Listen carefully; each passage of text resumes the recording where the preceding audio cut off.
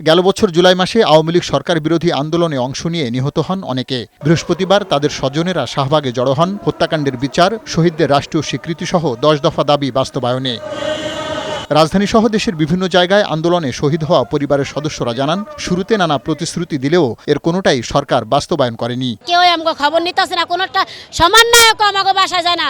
শুনে কি সিদ্ধ যায়, ওই যে যায়, ওই যে সার্জিস আলম যায়, নাহিদ যায়, সবাই সবার বাসায় যায়, কিন্তু আমাকে বাসায় কেউ যায় না। সরকারের খাতায় কি আমাকে নাম নাই? আমাদের যে দাবি দেওয়া, ওনারা যে প্রতিশ্রুতিগুলো দিছে ওগুলো যেন দ্রুত আমাদের এগুলা মনে করেন দিয়ে দেওয়া হয়। সরকার তো সরকারের মতো কাজ করতে হবে।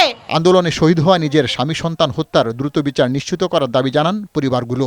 আমার বাবা শহীদ হয়েছে, আমি রাষ্ট্রের কাছে চাই সুষ্ঠু বিচার চাই।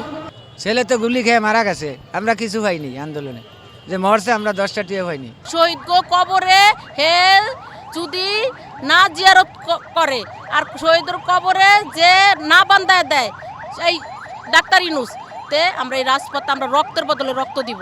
সকাল 11টা থেকে শাহবাগ চত্বরে শহীদ পরিবারের সদস্যরা অবস্থান নেয়। চতুর্মুখী সড়কে যান চলাচল বন্ধ হয়ে যায়। পার্থ রহমান, বৈশাখী সংবাদ, ঢাকা।